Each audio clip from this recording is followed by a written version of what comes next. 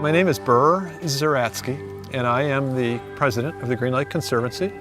Today we're at Mitchell's Glen, which is really the jewel in our crown of properties. And Mitchell's Glen has been a historic and important part of Green Lake for many years. Well, you could teach a course just on Mitchell's Glen.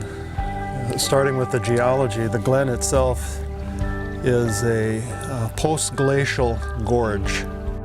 The glen started as a narrow little fissure in the rocks at a low point where the water drained through, and then through thousands of years of erosion gradually carved the glen out wider and deeper. There's a microclimate that's created. It's a cooling effect. Cold air, of course, sinks. You have the cold springs at the base of the waterfall, lowering the temperature. It lessens the evaporation rate. So we get plants that are typically found in the northern part of the state that occur here in the glen.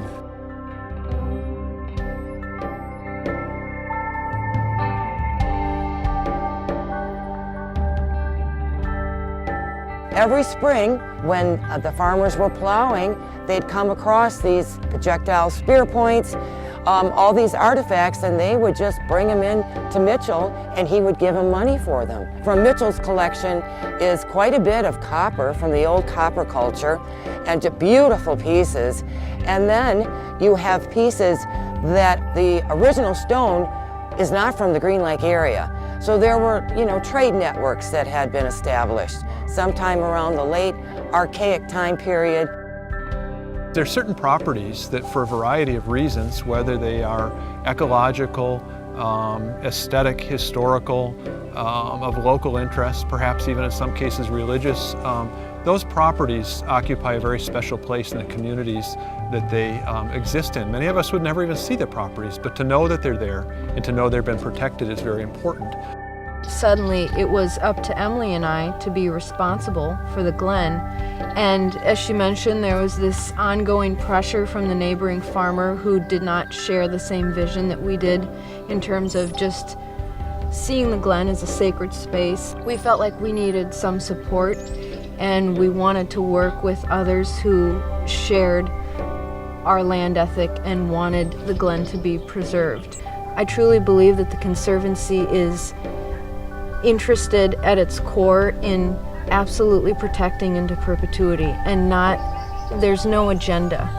Having the Conservancy own this piece of property now, I don't look at it as that it's just this piece of property and ownership in a sense. It's just, it exists there, and that's what it's going to remain to do at its highest quality.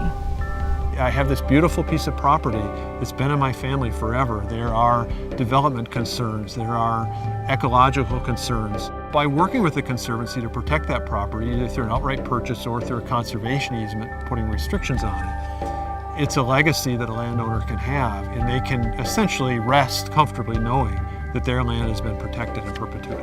This is the water retention structure built by the sanitary district to reduce the velocity of the water and allow that silt to drop out before the water continues to spill over and then run down through the glen.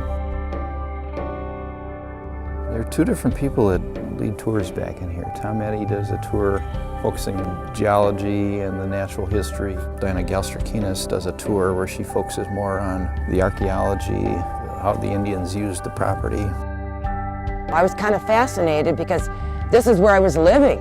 And so to think that people had been inhabiting this area, whether they traveled through or eventually settled here before the European fur traders got here, was just fascinating. I mean, how did they survive? It's very important to me that we preserve that aspect of the history of the Green Lake area. It never fails to impress me every time I'm here at the majesty and the beauty of this site. Even if I hadn't been told that there was Native American history and significance here, I think you can't help but recognize that this is a special place.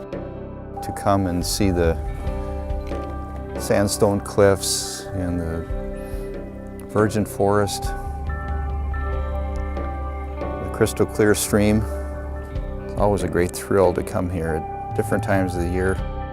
The mission of the Green Lake Conservancy is to preserve, protect, and enhance the environmental aesthetic, historic, and recreational qualities of the properties in and around the greater Green Lake watershed. We've been able to leverage $200,000 worth of local donations to our nonprofit and turn them into over $4 million worth of property that's been protected in Green Lake and the surrounding watershed.